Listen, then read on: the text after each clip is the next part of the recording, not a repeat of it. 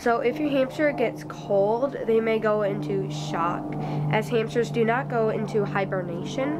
And hibernating is where, for example, a bear, it eats a lot of food, it stores up a lot of food, and then they go into like a cave and they sleep for like until it's springtime, and then they come out again and they eat a whole bunch of food to build up some body fat to keep them warm during the winter time. So that's what hibernating is, if you didn't know.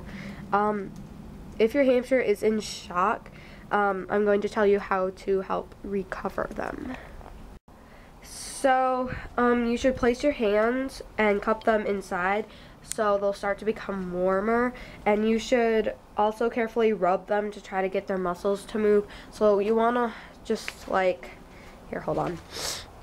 You want to just like take your hands, and you would obviously be cupping them, and you want to try to get them warm up to their normal body temperature, and by rubbing them, it will help them try to get their muscles to move, and just try to maybe put a little bit more blood, like, or not the blah, that sounds really, really weird, to help get their blood moving throughout their body.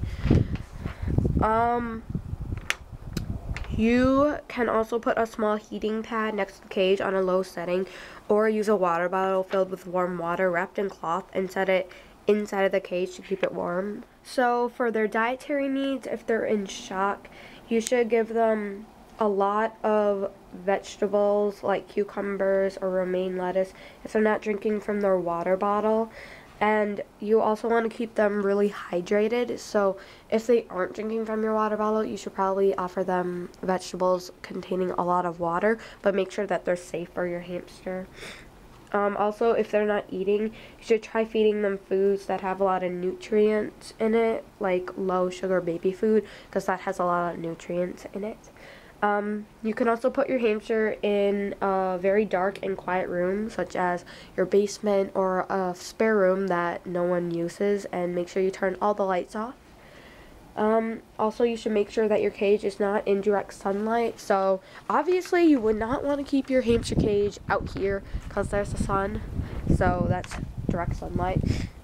And you also don't want to put it near a draft.